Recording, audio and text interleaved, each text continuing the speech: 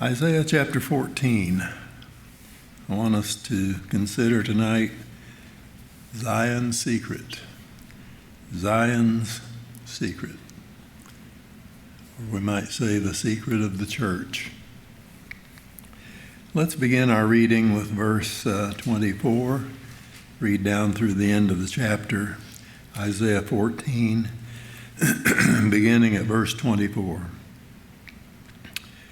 The Lord of hosts hath sworn, saying, Surely as I have thought, so shall it come to pass, and as I have purposed, so shall it stand, that I will break the Assyrian in my hand, and upon my mountains tread him under foot.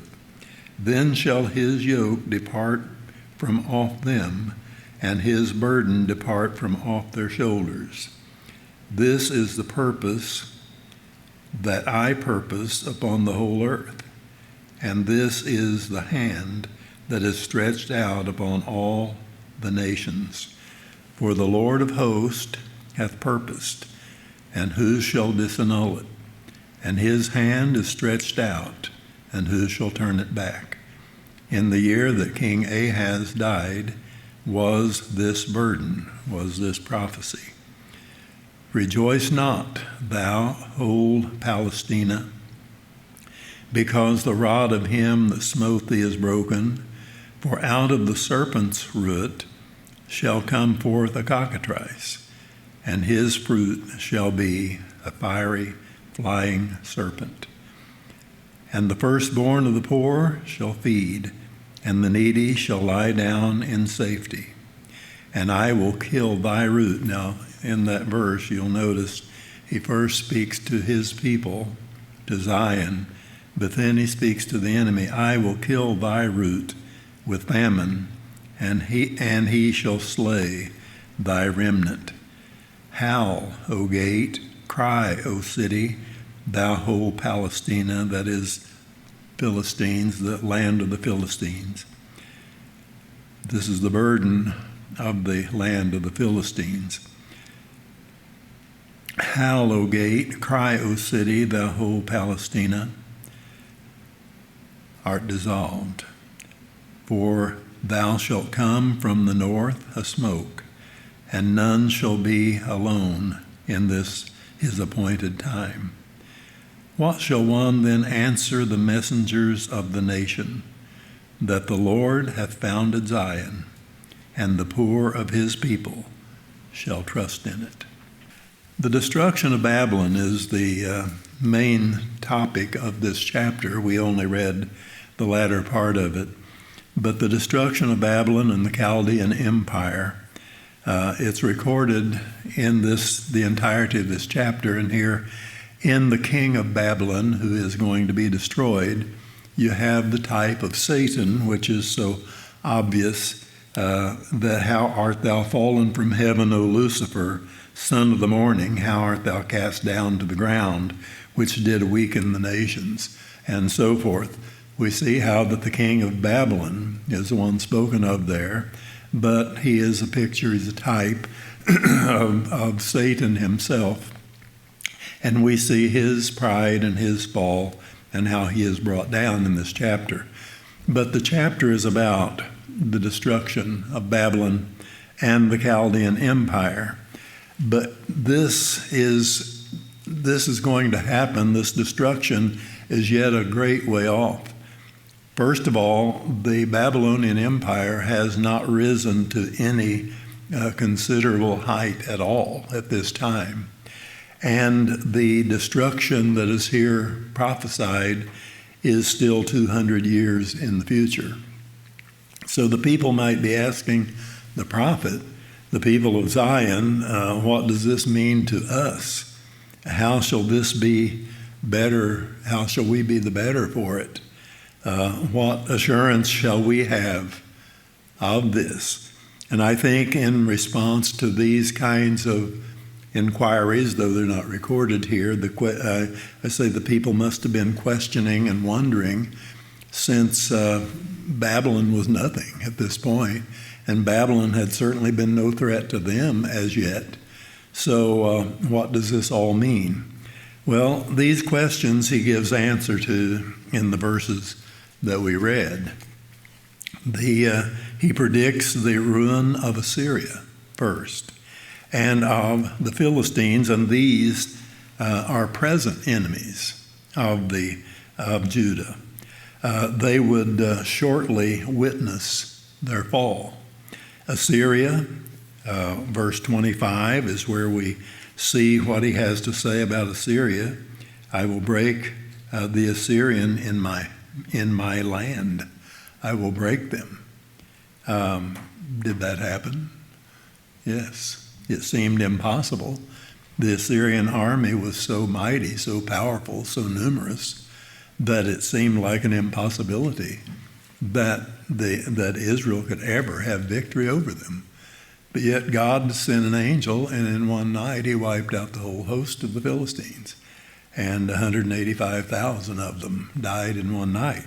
So we see here how God's arm is stretched out, his mighty arm for the protection of his people, of Zion, of his church. And it's the same hand that is stretched out as our protection, and he is the one in whom we trust.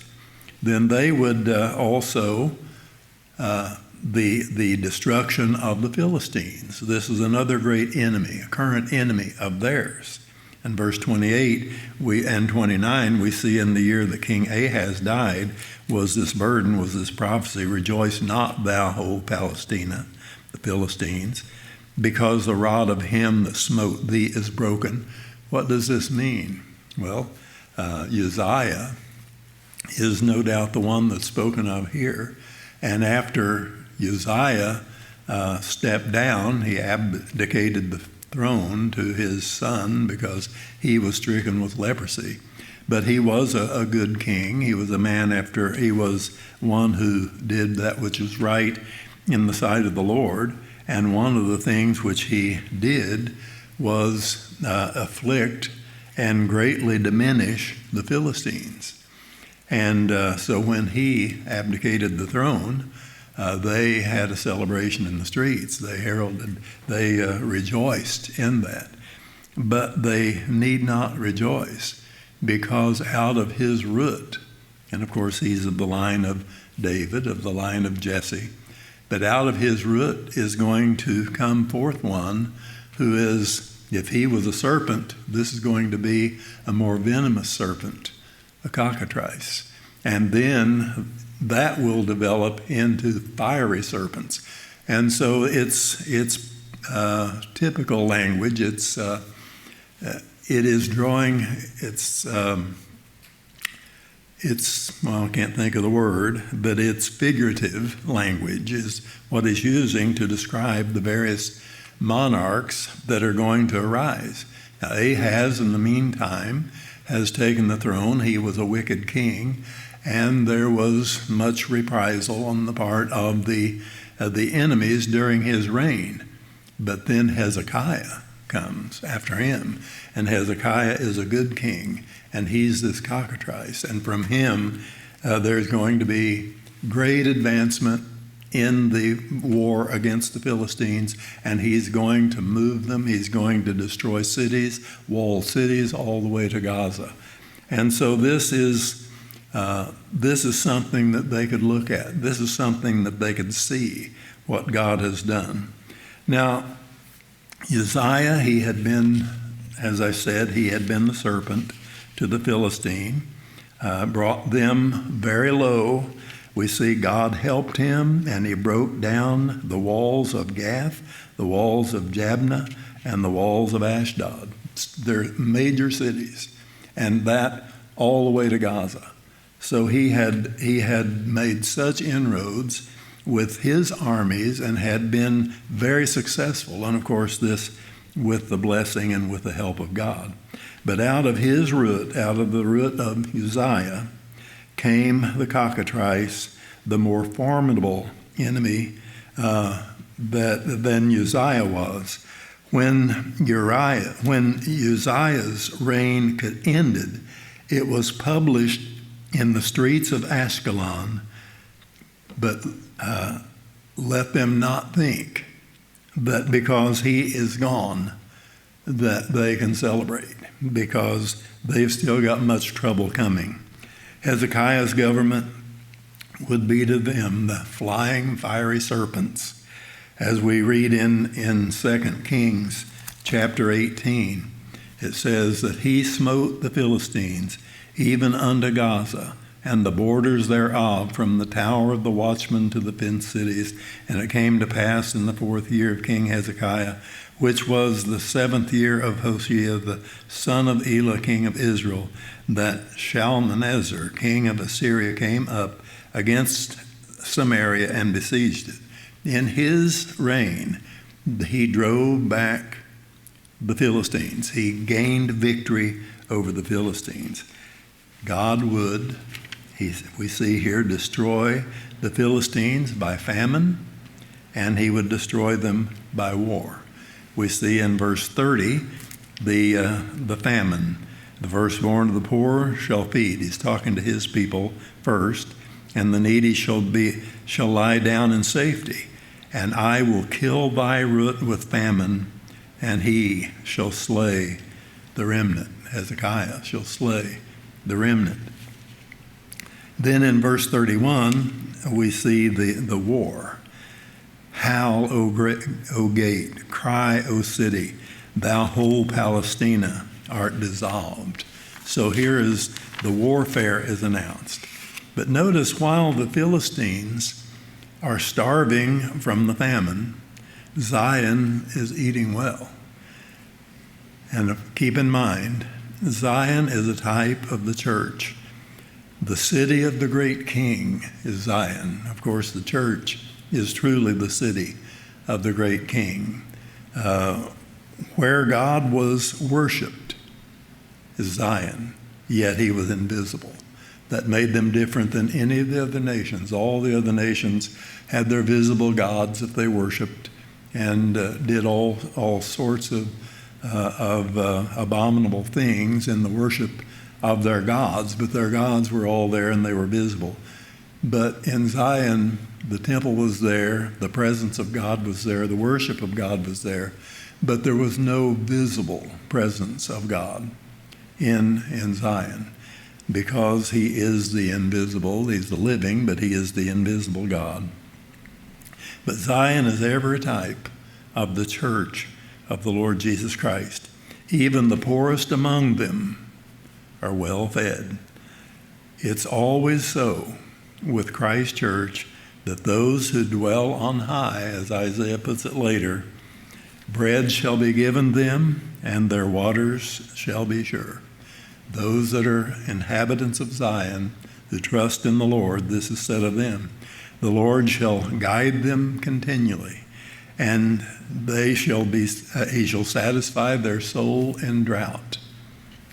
This is what Isaiah will later say. And all these things pertain to us. They pertain to the church because they pertain to Zion. He shall guide thee continually, satisfy thy soul in drought, make fat thy bones, and thou shalt be like a watered garden and a spring of water whose waters fail not.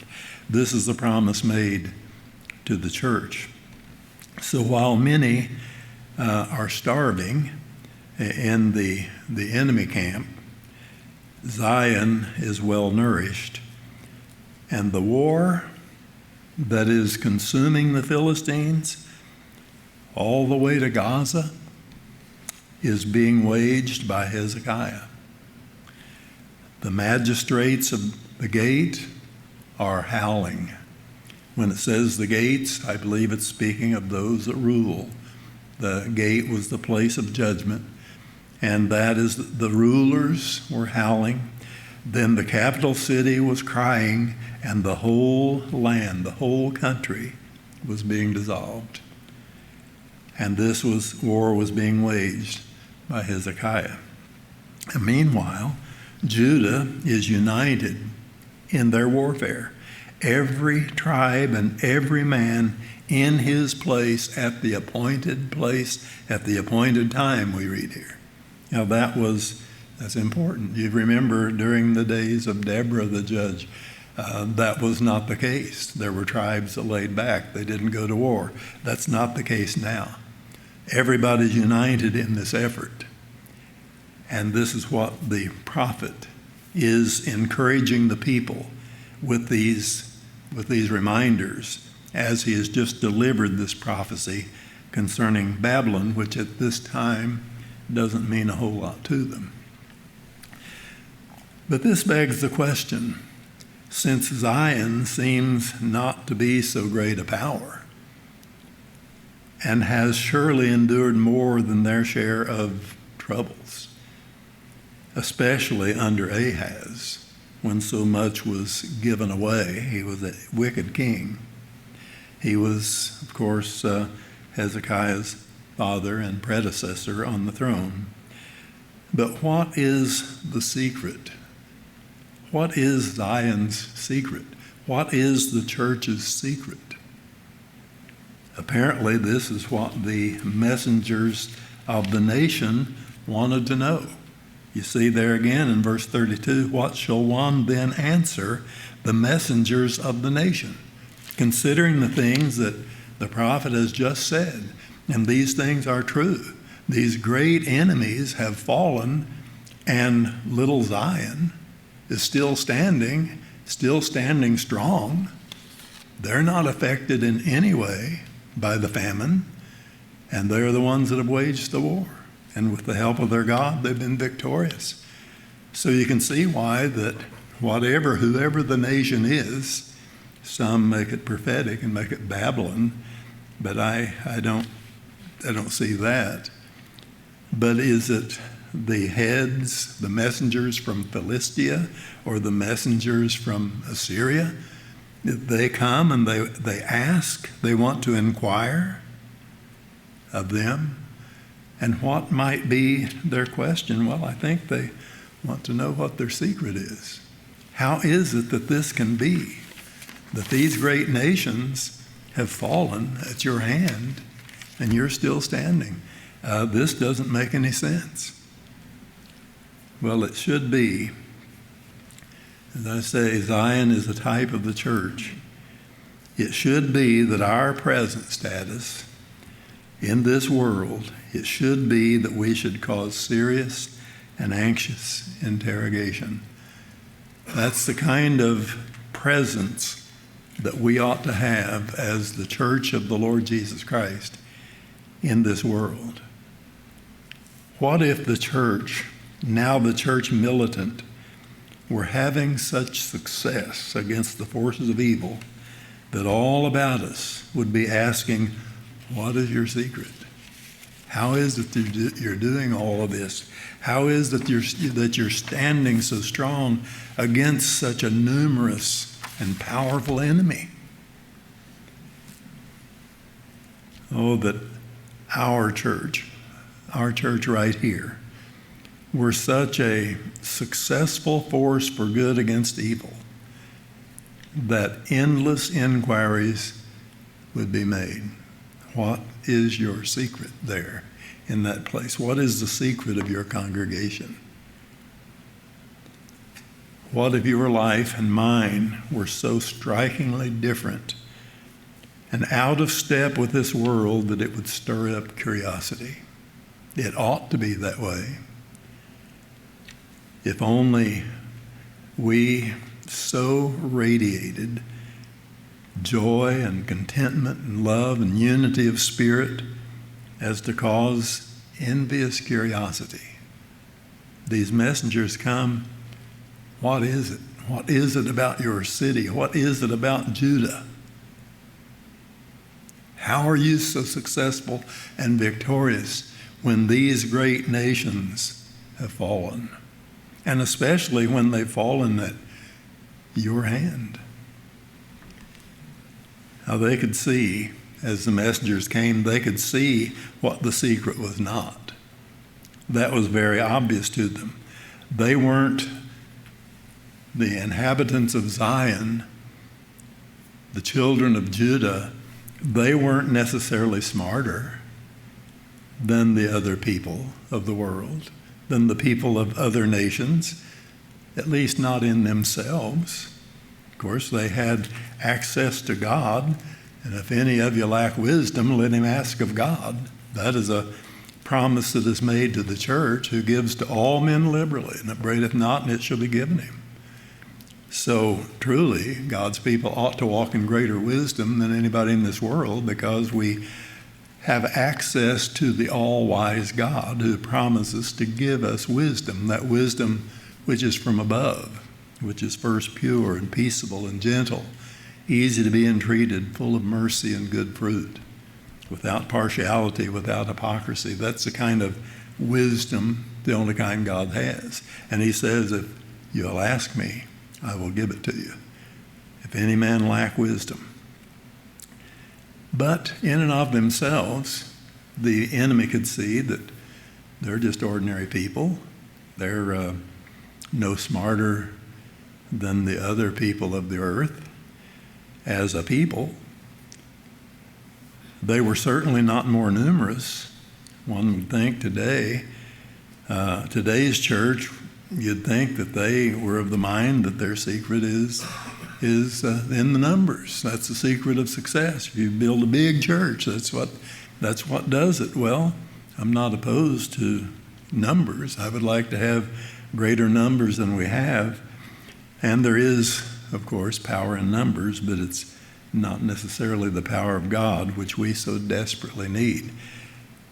It's not in our numbers.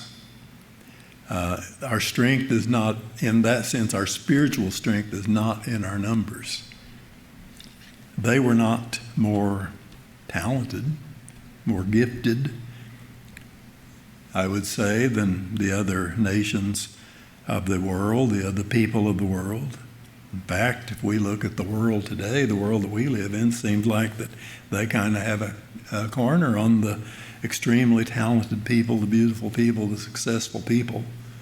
But even though many of God's people are very gifted, that is not the secret of the church's strength. That's not the secret of the church's success. It's only when our talents are rendered and surrendered to the Lord that they mean anything at all. And He is the one that gives the talent. He is the one that has to bless the talent. But they were not better armed than the enemies that they had defeated. I'm sure that if we're speaking of ordinary arms and personnel, they certainly were not, and especially not at this time in their history. Hezekiah was no Joshua, nor was he a David. His army lacked the Joabs and the Abners and the Abishais and these great generals. He lacked all of those things. And yet, if you count the invisible forces, they were better armed, they had better personnel, for they had the host of heaven on their side. You remember when Elisha's servant was so worried. Elisha was calm as a cucumber. He was not excited at all. And finally he just said, Lord, open the eyes of the young man that he may see. And when the Lord opened the eyes of the young man, he could see that all surrounding them was a host of angelic beings and chariots without number, and all of them were there on their behalf. They were there to protect them. And as I said before, when Sennacherib's army was threatening, and this was during the time of Hezekiah, and he prayed to God that God would deliver, and God sent one angel and destroyed 185,000 of his troops, the troops of the enemy in one night, and the rest of them just scattered. What else would they do? But if you're counting the host of heaven that fight for us, then certainly we have the enemy far outdone as far as arms and personnel is concerned. And plus we have the mighty God himself. He is a mighty fortress, and he is our God. We know that the angels are ministering spirits, and they're sent forth to minister unto us, who are the heirs of salvation. Hebrews 1:14 tells us, if God be for us, who can be against us? We can all say with Paul, I can do all things through Christ who strengthens me.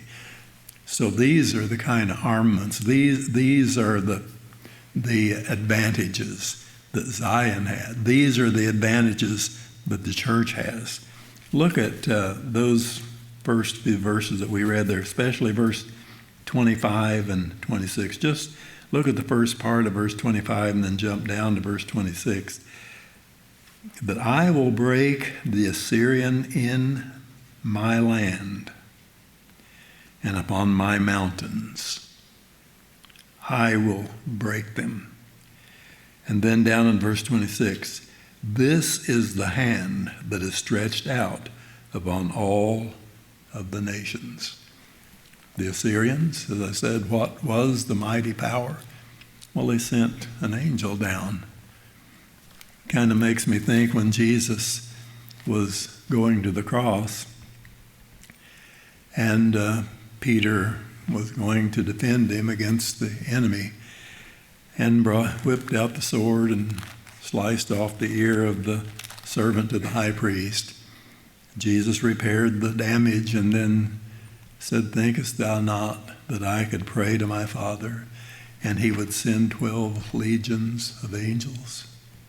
If I wanted, if that's what I needed or what I wanted, if one angel could do what that angel did in that one night, what could 12 legions of them do?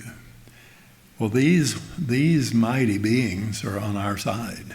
They are our friends, and they are sent forth to minister to us, so we don't ever need to feel like that we're outnumbered. Plus, he who is in us, this is our greatest strength, is more powerful, is greater than he that is in the world. Now, all of this is true, and all of this we rejoice in. But even this is not the underlying secret. This is not the reason for Zion's incredible success. And when the messengers came to ask, this is not the answer they received. No, well, it's because of these mighty forces that fight for us. That's wonderful. It's true. Now they could see, these messengers, they could see that Zion was a safe haven for such as should ordinarily have been easy prey. He names the poor and the weak. And yet in Zion, well, they're as well protected as anybody. They have the same forces protecting them as the strongest do. And it's a place for the poor and for the weak. Within the secret of her very existence lies the answer to all questions about her abiding endurance. Notice what it says there. The Lord hath founded Zion. That's enough said. What is your secret? What's the secret to your success? Why can you stand when other greater nations fall? The Lord hath founded Zion. And as he has stated, his purposes are such that none can disannul them. And if he has established Zion himself, if he have founded it himself, then who is going to destroy it? Jesus said, upon this rock I will build my church, and the gates of hell shall not prevail against it. It will be standing when all others have fallen. And we can know that this is our ultimate victory. On such an enduring foundation, as I said already, even the weakest will not be moved. Not a matter how strong we are, it's a matter how strong Christ is. It's a matter of how solid our foundation is. And none can destroy this foundation. The poor of the people shall trust in it, he said. Jesus said, the poor shall have the gospel preached to them. They're not the only ones, but Jesus singled them out to let us know that all benefit so greatly and all receive the same thing from the gospel, and the poor, the needy, they hear the gospel gladly. They have it preached unto them, and it's everything that they need. We know that the prophet, this same prophet, said he giveth power to the faint, and that them that have no might he increases strength. For the youth shall faint and be weary, and the young men shall utterly fall. But they that wait upon the Lord shall renew their strength. They shall mount up with wings as eagles. They shall run and not be weary. They shall walk and not faint. There is our secret. We are founded by the Lord, and he has established us, and he will keep us up. He will strengthen us. Those that have no means to obtain help, the poor, they're safe in Zion, and they're strong in Zion. Now note in verse 30 it says the firstborn of the poor. In other words, the poorest of the poor, the most needy, shall feed and lie down in safety. Now it's only the poor who shall trust and find safety and contentment in Zion. You say, well, that's kind of an extreme statement, but it's true. Only the poor. Blessed are the poor in spirit. We know that unless we become poor, that we will never be made rich in Christ. And he who was rich became poor so that we might be rich in him, but we've got to become poor ourselves. We've got to see that we are in poverty. Those who are rich and increased with goods and have need of nothing, there's nothing in Zion for them. This is for the poor and needy. And we're not talking about material wealth. It doesn't matter how rich or poor you are in that sense. There is no difference. It matters how poor you are in spirit, seeing ourselves as absolutely nothing without Christ, and that he is our all in all. And that those are the ones who come into Zion and they find peace and safety there. But for those who are made to feel their spiritual poverty, Zion is for them. Zephaniah said, the poor and afflicted shall trust in the name of the Lord. They shall feed and lie down, and none shall make them afraid. Now our text suggests two things that ought to be so with you and me. Our lives ought to be such that others would be curious as to what our secret is. What is the secret to our life, to your life and to mine? Why are we what we are, who we are? And our lives ought to be such that it would make people curious. Why are you not anxious? Why are you not worried? Why are you not fretful? How do you endure such contradiction of sinners and remain steadfast? Why are you so different? Why are you not like other men and women who are enamored with this world and motivated by money and power? Why is that not you?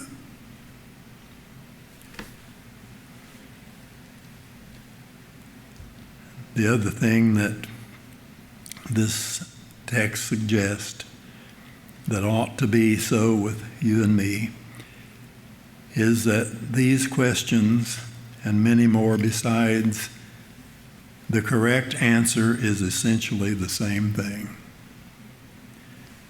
The Lord hath founded Zion. He has founded it. He will see to it. Christ's honor is pledged in his church. Her perfection is his reward, and therefore he will surely keep and protect that which is his joy and his crown.